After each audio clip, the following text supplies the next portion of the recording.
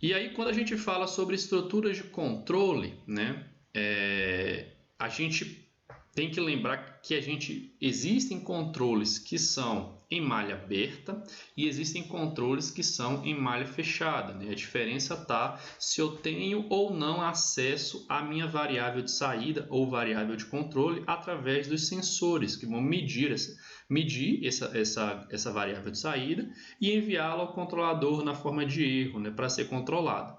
Se eu não tenho acesso à minha variável de saída, é malha aberta. Se eu tenho acesso, é malha fechada. Nós vimos alguns exemplos de malha aberta, é um sistema de controle, uma estrutura de controle muito mais simples e muito mais barata, que em alguns casos ela é até executada, mas normalmente em processos industriais ela não é viável, porque ela é bem menos eficiente, bem menos precisa de que o controle em malha fechada. Então daqui para frente, nesta aula, nós vamos falar apenas de controle em malha fechada, tá? Aqui nós temos um exemplo, né, de controle em malha fechada, onde nós temos o meu processo com uma variável de saída. Essa variável de saída está sendo medida através dos sensores. Os sensores estão enviando essa informação para um comparador que está comparando esse sinal medido com um valor desejado, ou seja, esse valor desejado é o valor que eu quero ter na minha saída, né? E aí essa diferença entre o valor desejado e o valor medido é comparado, e aí eu tenho o meu sinal de erro que vai ser enviado para o meu controlador, e esse meu controlador vai enviar um sinal de controle para o meu atuador, que vai atuar no processo, modificando a sua saída, tá? Esse controlador aqui, eu tenho a interface homem-máquina, que é uma interface onde eu faço a programação, onde eu verifico o estado das variáveis de entrada e saída, onde eu insiro parâmetros, até mesmo o parâmetro do valor pré-ajustado eu tenho que inserir no controlador. Então, essa interface homem-máquina, que é onde eu consigo programar e controlar e acessar o controlador, ela é muito importante. Nós vamos ter uma aula para falar só dela também, tá? Então aqui eu falei aqui das partes, né, do sensor, do processo, do sensor, do controlador e do atuador. E agora eu tenho aqui as minhas variáveis desse processo. Eu tenho meu valor pré-ajustado, que é informado ao controlador através da interface homem-máquina. Eu tenho a minha variável do processo, que é a variável que eu quero medir e controlar. Então, normalmente é a saída do meu processo. Tenho o meu sinal de erro, que é a diferença entre o valor pré-ajustado e a minha variável de controle. E eu tenho o meu sinal de controle, que é o sinal que o controlador envia ao acionador para atuar no processo, né? E esse processo ele pode sofrer distúrbios ou perturbações, né? Esses distúrbios ou perturbações são normalmente situações não previstas que vão ocasionar uma variação na minha variável de controle de processo, e o meu sistema de controle tem que ser capaz de receber esse distúrbio, perceber que houve uma perturbação na minha variável de controle, que ela poderia já ter sido controlada, já ter sido ajustada perfeitamente, mas ela sofreu uma perturbação e eu preciso novamente ajustar esse valor para o valor desejado, né? Vamos a um exemplo aqui para ver se fica mais claro para vocês. Eu tenho aqui um exemplo de controle em malha fechada, né? Eu quero fazer o enchimento desse container, é um recipiente vazio, com um determinado líquido. No caso, esse líquido aqui é o detergente. Então, esse detergente está armazenado num silo, por exemplo, tá? E ele vai cair sobre esse container quando esse container estiver na posição correta. Então, eu vou ter sensores de posição, aí, uma esteira transportadora para levar esse container para a posição. Tudo isso num processo, digamos, anterior a este. Nesse processo aqui nós estamos supondo que esse container já chegou na posição correta, tá? E agora eu quero preenchê-lo, eu quero enchê-lo.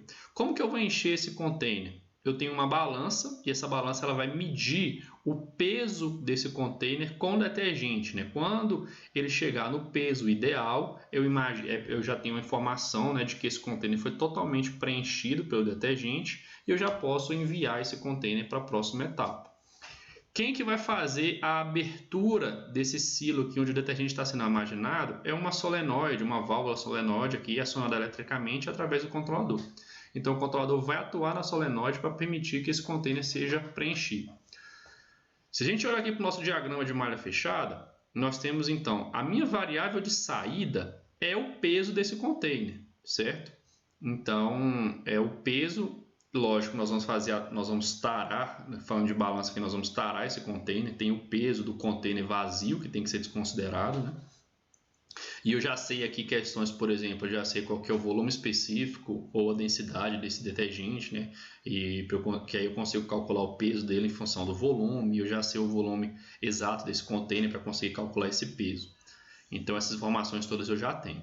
Então eu vou ter um sensor de peso aqui na balança que vai medir o peso desse container à medida que inicialmente, né, o meu controlador percebeu que esse container está na posição certa, mandou abrir a solenoide. A solenoide abriu, está caindo líquido, o meu peso está aumentando. Então perceba que inicialmente eu tinha um peso aqui, vamos supor, peso 0, e eu quero que o meu peso de entrada seja, sei lá, 5 quilos, né? 5 quilos representa que esse container está completamente cheio.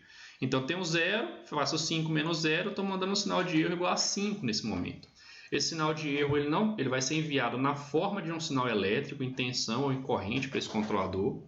E esse controlador vai processar esse sinal e vai enviar uma ação de controle. E nessa ação de controle, para esse exemplo aqui, por exemplo, mantenha a solenoide aberta. E a solenoide fica aberta, está caindo líquido. Esse valor de 5 quilos aqui, esse valor de 0 vai aumentando, né? 1, 2, 3, 4. E vai sendo comparado a todo tempo com esse meu valor de entrada. Quando o meu peso chega em 5, ele vai fazer que 5 menos 5 é 0. Meu controlador vai receber 0. Ele fala, opa, se chegou 0 para mim, quer dizer que eu já posso mandar fechar a solenoide. Então ele manda a solenoide atuar no processo, né, fechando a válvula, e aí o meu container está completamente cheio. Tá? A gente consegue ver esse processo aqui em uma outra forma de diagrama de blocos, onde eu tenho o meu processo, né, o meu sensor atuando, medindo o peso, a minha variável de saída aqui seria o peso do container, está sendo medida pelo sensor, está sendo enviada pelo controlador e comparada com o valor pré-ajustado, e o controlador está enviando o sinal de controle para o atuador, que vai atuar no processo. Então isso aqui seria uma representação aqui em diagrama de blocos da minha malha fechada. Quais são os tipos de controle então que nós temos disponíveis, né, num ambiente aí de automação industrial, de sistemas de controle industrial?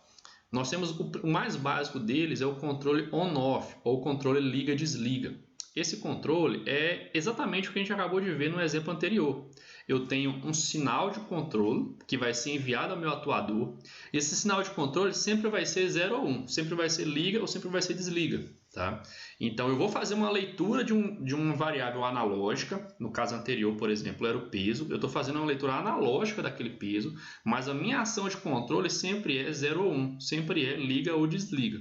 Tá? Aqui eu tenho um outro exemplo, né, onde eu quero fazer o controle da temperatura de um líquido aqui internamente, certo? Então aqui eu tenho esse líquido está passando aqui, né, tem uma serpentina, digamos assim, por exemplo. Essa serpentina ela vai passar vapor por ela para esquentar esse líquido. E aí essa válvula que permite a passagem desse vapor para esquentar esse líquido é uma válvula 0 ou 1. Se receber um sinal 1, ela abre, passa vapor e vai esquentando o líquido. Se ela receber valor 0, ela fecha, cessa o vapor, o líquido para de ser aquecido. Então eu tenho um sensor de temperatura que está medindo o líquido a temperatura desse líquido, está enviando para o meu controle liga-desliga.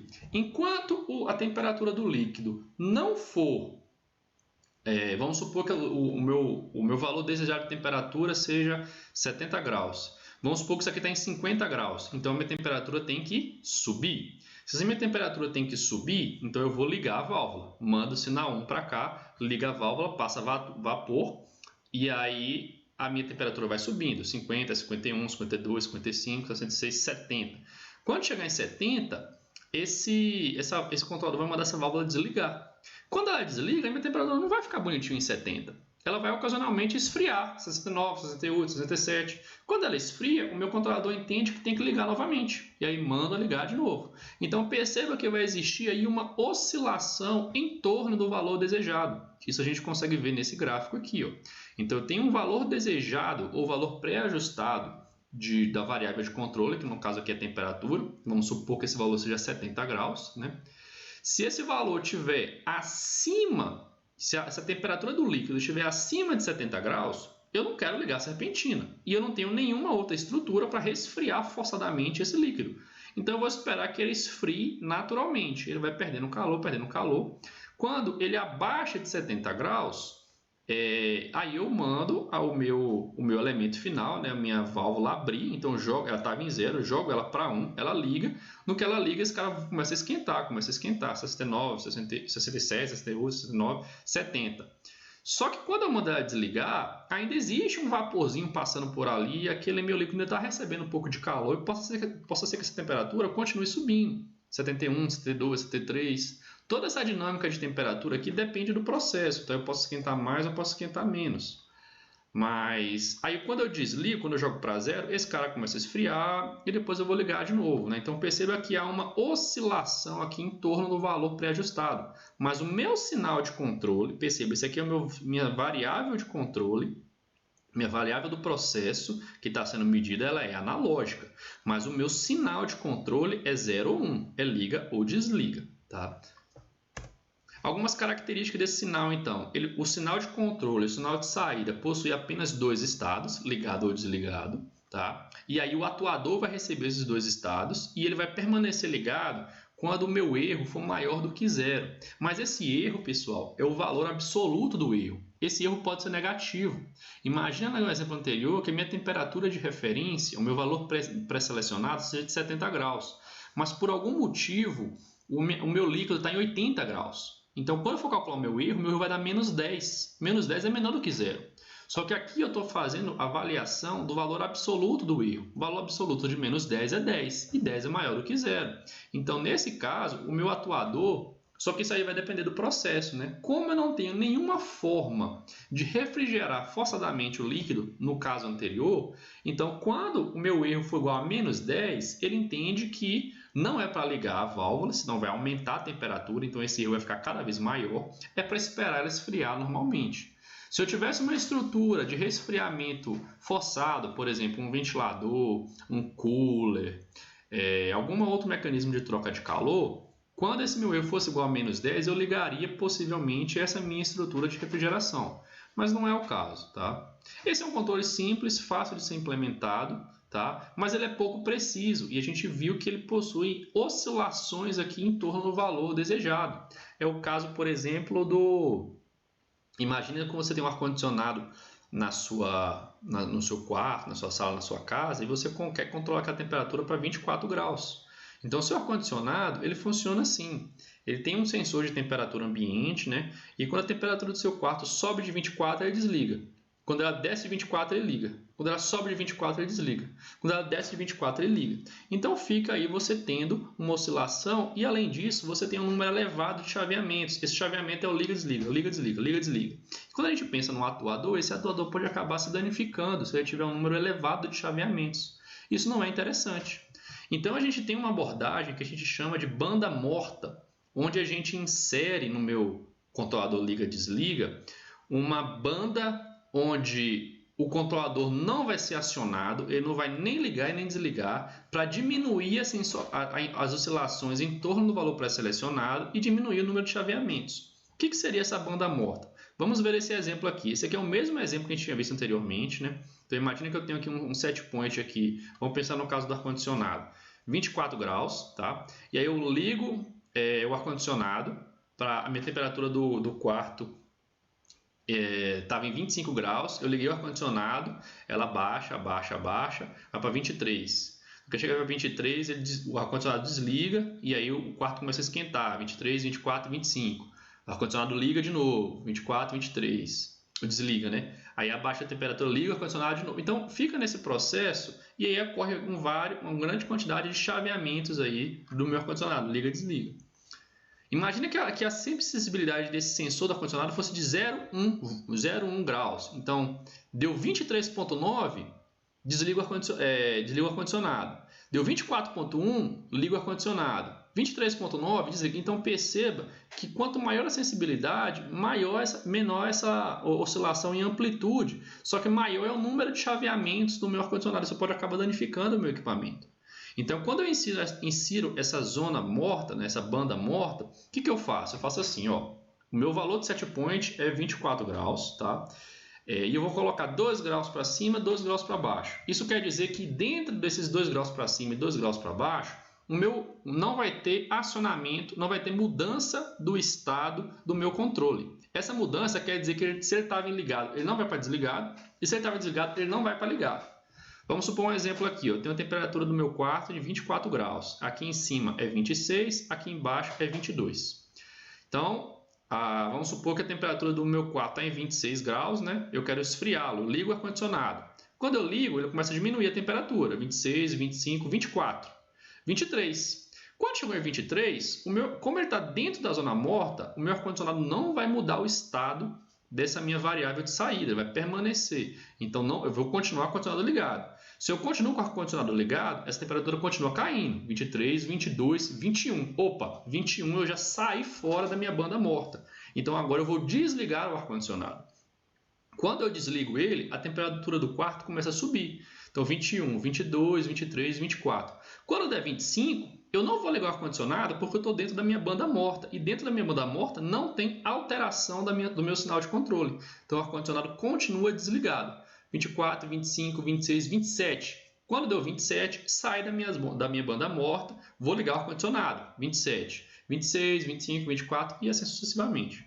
Perceba que essa banda ela diminui essa quantidade de chaveamentos em torno do seu ponto, né? Para ele não ficar lá 23.9, 24.1, 23.9, 24.1. Então, mas é lógico que essa quantidade, essa amplitude da banda morta depende da aplicação. E aí nós temos uma outra estrutura de controle bem mais complexa, chamada de controle PID, que ela é a combinação de um controlador proporcional, o P, integral, o I, e o derivativo, o D. Esse tipo de controle é um controle muito comum em sistemas de automação industrial, né, sistemas de controle, e ele permite um controle analógico do meu processo. Então, a minha saída de controle ela é analógica, ela possui valores intermediários entre a amplitude do erro, que é o valor máximo e o valor mínimo, né? Então, como um exemplo aqui, né, imagina que você tem aqui uma válvula solenoide, só que essa válvula solenoide ela é analógica. Então, eu consigo dizer quantos por cento dessa válvula vai estar aberta. E com isso eu consigo controlar o fluxo que passa por ela. Se ela estiver 100% aberta, vai passar mais fluxo. Se ela estiver 10% aberta, vai passar apenas 10% daquele fluxo. Então, eu consigo controlar esse fluxo através do controle dessa válvula. E aí, o meu sinal de controle vai enviar um sinal analógico para ela, dizendo quantos por cento dela eu quero que fique aberta. Então, se eu ver que o meu erro é muito grande, por exemplo, eu quero encher um reservatório de água, esse reservatório está vazio, o meu valor de set point é de 1.000 litros e tem 0. A minha diferença de erro é muito grande, é de 1.000 litros, né? 1.000 menos 0 é 1.000. Então, eu vou mandar minha válvula abrir o máximo para encher esse reservatório rápido. À medida que eu vou enchendo, imagina quando eu chego em 990 litros e o meu set point era 1.000 litros. Então ali eu percebo que eu já estou quase chegando no set point, eu preciso diminuir esse meu fluxo para eu conseguir ter uma precisão maior, acertar mais fácil aquele 1.000. Né? Imaginem que eu estava com uma vazão muito alta para encher rápido. Se eu continuar com essa vazão muito alta, na hora que ele bater os 1.000 e eu desligar, vai passar um pouco de 1.000, vai subir um pouco. Eu não quero que suba. Né? Então aí eu consigo mandar valores analógicos no meu controlador. Esse controlador ele é formado então por uma ação proporcional que ela faz exatamente isso que eu acabei de comentar. Ela fornece uma saída proporcional ao erro, ou seja, quanto maior o erro, maior a ação de controle.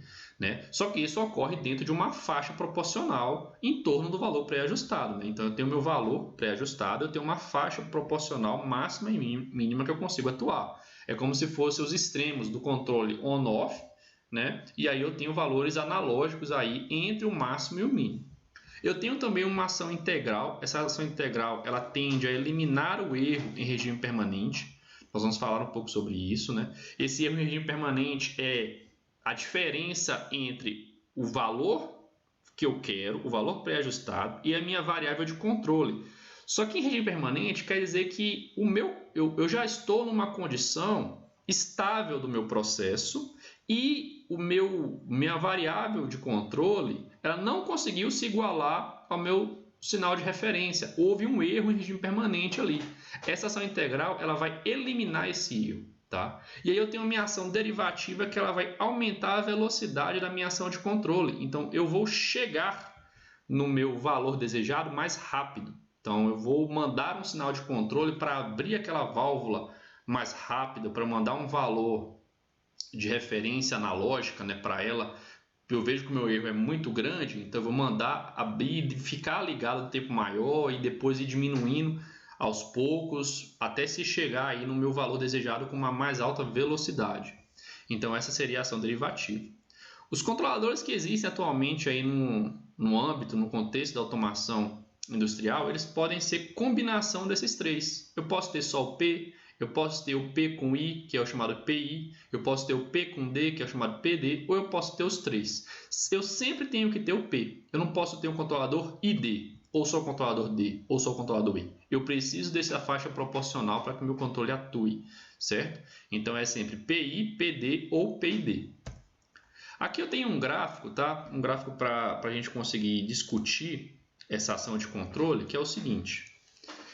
O que esse gráfico mostra, né? Aqui, imagine que eu tenho amplitude. Essa amplitude é a amplitude do sinal, do sinal de referência, meu sinal de controle. Vamos supor que esse sinal de controle seja a temperatura de um líquido que eu quero controlar, né? E eu quero controlar ela para um valor que eu setei em 1, né? Vamos supor que esse 1 fosse 70 graus, né? Vamos supor. E a minha temperatura do líquido está em 0 graus aqui.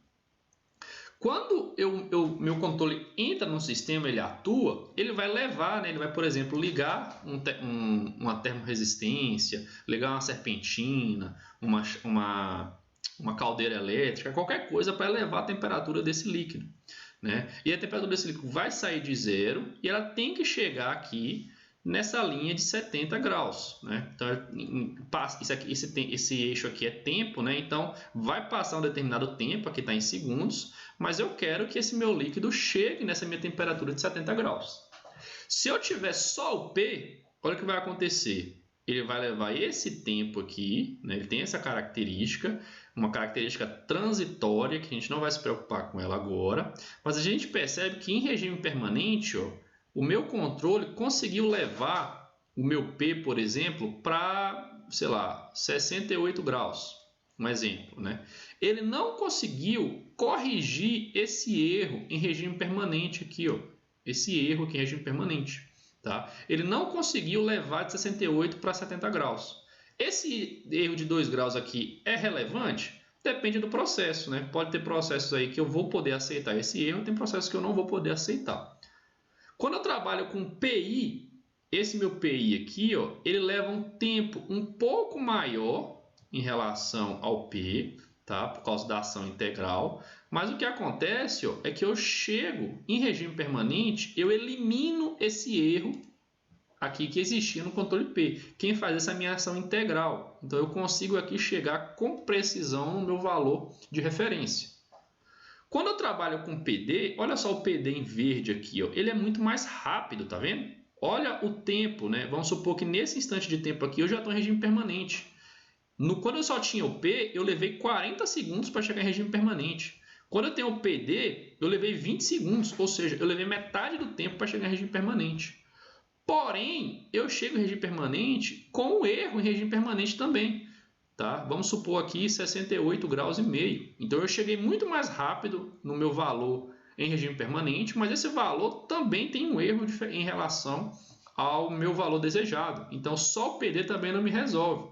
Então eu vou trabalhar com PID. Ele vai ter aí um tempo de estabilização, por exemplo, um pouco maior que o PD, cerca aí de 25 segundos, né? Esse tempo de estabilização ele vai ser mais rápido que o PI, por exemplo, mas ele também vai me levar aqui, como ele tem ação integral e ação diferencial, ele também vai me levar aqui para um erro em regime permanente de 0, tá?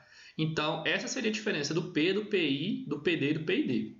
Uma informação interessante, pessoal, é que o PD, muitas vezes, o derivativo, é muitas vezes difícil de ser implementado, tá? Não é tão trivial assim. E se a gente olhar, ó, a curva do PI e a curva do PID, elas são próximas, né? Se eu conseguir aceitar essa diferença de tempo, por exemplo, aqui de 25 para 40 segundos, para esse caso, se não for relevante, não for muito importante para mim, só o PI resolve. Então, em muitas aplicações, eu vou trabalhar só com o PI, tá? Quando eu precisar de uma resposta mais rápida, aí eu vou trabalhar com o PID também. Só o PD raramente vai existir, só o P em alguns casos, poucos também. Então, na grande maioria das vezes vai ser PI ou PID, tá? Só para a gente ver um exemplo aqui, né? Imagine que eu quero fazer o controle do nível, né? Eu tenho aqui um set point, né, do nível de um tanque, tá? Então eu tenho aqui uma válvula de entrada que enche esse tanque e uma válvula de saída que esvazia esse tanque. Perceba que a minha variável de saída aqui é o nível do tanque, né? E aí imagine que em determinado momento a minha válvula B abre. Então começa a sair líquido aqui. Esse líquido vai cair, né? E aí quando ele começa a cair, a minha válvula A tem uma boia aqui, tem um sensor, né? Minha válvula A abre para ele começar a encher. Só que a vazão de água que está entrando, em determinado momento, ela pode se igualar à vazão de água que está saindo, né? E aí quando eu estou nesse intervalo de tempo aqui, eu tenho um erro. E aí o meu controlador, se fosse só proporcional, ele daria uma ação de controle relativa a esse erro. Só que essa ação de controle, ela leva à estabilidade da vazão de água de entrada e de saída. Ou seja, ela não aumenta essa quantidade de água. Ela não percebe que o que está entrando está saindo. Então, qual que é o resultado? O meu nível de água vai ficar sempre nesse nível aqui, porque o que está entrando é igual ao que está saindo. Nesse caso, eu não chego no meu valor de referência, né? Eu tenho uma diferença. E essa diferença não consegue ser corrigida somente pela ação proporcional. Essa diferença ela é notada aqui, ó, através desse errinho. Se eu tivesse o controlador integral, por exemplo, ele estaria sentindo a variação da válvula B, da saída, né? E aumentaria a minha ação de controle nesse caso para eu conseguir encher, né? Ter uma vazão aqui maior que a minha vazão de saída. Seria um exemplo aí, tá? Esse controle PID, pessoal, tem uma equação para ele, tá? Ele representa aqui um erro proporcional, né? Que é uma constante de proporcionalidade Kp vezes o meu erro em função do tempo. Se a gente voltar nesse gráfico aqui, a gente percebe que o meu erro aqui é uma função do tempo, né? Mais aqui uma constante de integral vezes uma integral do erro. Vocês não sabem o que é isso, não tem ferramental para resolver essa integral, mas não precisa preocupar com agora. Mais aqui uma derivada, né, uma constante KD vezes uma derivada do erro, que vocês também não precisam se preocupar com isso agora. Isso forma o controlador PID. Calcular essa equação, ela não é trivial, ela é complexa até para quem trabalha com isso, né? Então, às vezes, ela não é calculada manualmente. O que a gente precisa determinar somente são essas constantes, KI, KP e KD. Né? Então, em processos industriais, o nosso controlador, o nosso CLP, ele já tem a entrada de KP, KI e KD. Então, a gente vai e insere esses valores e aí o controlador já faz o cálculo dessa equação, ele já manda o meu sinal de controle automaticamente em função dessas constantes. Determinar essas constantes também não é trivial, é mais fácil calcular aquela equação, mas não é trivial. Isso vai depender de processo para processo. Cada processo vai ter uma forma diferente de calcular essas constantes. Tá? Então isso precisa aí de conhecimento prévio e de uma certa experiência para determinar essas constantes. Esses parâmetros podem ser determinados de forma manual. Tá? Então vai uma pessoa fazer um cálculo lá utilizando outras ferramentas, mas ele vai calcular por fora do CLP esses valores e vai inserir manualmente no CLP. Ou isso pode ser feito de forma semiautomática, onde o CLP, você insere manualmente, por exemplo, os valores iniciais, e o CLP, quando ele sente alguma alteração no processo, ele se autoajusta, mas ele precisa que você insira, por exemplo, inicialmente aqueles valores. E nós temos aí, no caso dos CLPs mais potentes, um ajuste totalmente automático ou inteligente, onde o CLP tem capacidade de processar todo aquele processo, de ver aquele processo como um todo e ele mesmo fazer o cálculo dessas constantes. Lógico que isso aqui, aqui a gente tem um nível de complexidade muito maior, né, nessa ordem aqui, e um custo também muito maior. À medida que aumenta a complexidade, aumenta a eficiência do controle, mas aumenta também o custo. Tá? Aqui tem um exemplo também para a gente ver, um controle PID empregado para o controle da pressão dentro de um determinado recipiente. Então eu tenho um recipiente aqui com uma pressão P que eu quero controlar, quero manter essa pressão P constante, por exemplo, em um determinado valor. Então aqui eu tenho um sensor de pressão, vai ler a pressão desse cara, vai enviar, né, para um módulo de entrada do meu CLP. Esse módulo de entrada vai processar essa entrada, essa pressão, e vai dar um sinal de controle analógico para uma válvula. Essa válvula vai abrir ou vai fechar, e não é on-off, ela pode ter posições intermediárias para fazer o controle dessa pressão. Sempre que a pressão aqui está muito alta, ela abre, permite sair um pouco de fluxo aqui a baixa pressão. Se ele vê que a pressão está muito baixa, ela fecha, né? vai estar entrando aqui um fluxo, uma determinada pressão aqui, e essa pressão, como essa válvula está fechada, ela aumenta. Tá? Quando a gente olha para o nosso diagrama de blocos, ó, esse valor pré-ajustado é o valor da pressão que eu estou medindo, que eu quero, né?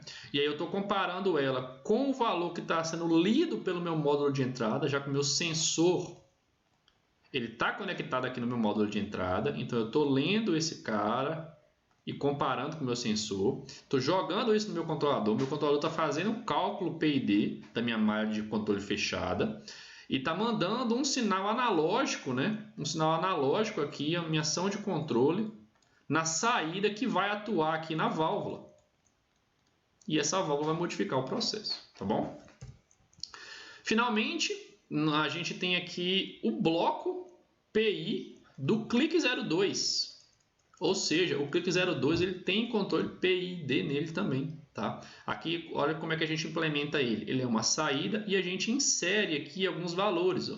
Set point, que seria o valor desejado. Preset value, que é o valor inicial da variável de controle. Tempo de amostragem está relacionado aqui com a sensibilidade e o tempo de resposta do meu sensor. E eu tenho aqui essas três constantes, ó, KP, TI e TD. O que é TI e TD que eu não apresentei para vocês? Simplesmente aquela expressão que eu mostrei para vocês, ó, ela pode ser escrita de uma outra forma, colocando o KP em evidência aqui. Né? Colocando o KP em evidência aqui e aparece uma nova constante aqui. E a gente consegue relacionar essa constante com essa constante aqui. Então, alguns caras vão trabalhar com essa equação e alguns controladores vão trabalhar com essa equação. Então, se você vê que você tem um TI, você consegue calcular o TI através dessa equação. Se você vê que tem um TD, você consegue calcular o TD através dessa equação. E aí você insere aqui esses parâmetros no clique 02 e aí ele vai dar um sinal de controle, é um sinal analógico, e você tem que saber como que você vai trabalhar com esse sinal analógico. Afinal, esse sinal analógico tem que ser enviado para o atuador. Então, vamos supor que esse sinal analógico, perceba, olha a faixa de variação dele aqui. Ó. Tá vendo? É um sinal analógico. Vamos supor que esse valor seja 20 mil. O que eu vou fazer com o sinal de controle 20 mil? Né? Então, eu tenho que converter esse sinal numa saída, por exemplo, 4 a 20 mA. Então, vamos supor que 20 mil vai valer 16 mA. Então, quando o meu sinal de controle está em 20 mil, isso equivale a 16 mA. Então, eu tenho que fazer aqui operações matemáticas, né, para converter 20 mil em 16 mA. E esse 16 mA vai ser o que o meu controlador vai enviar, por exemplo, para a minha válvula, para controlar, né, proporcionalmente a abertura da minha válvula num valor que corresponda a 16 mA. Tá? Bom, pessoal, é isso. Espero que vocês tenham entendido aí os conceitos de controle de processos industriais e vejo vocês na próxima aula.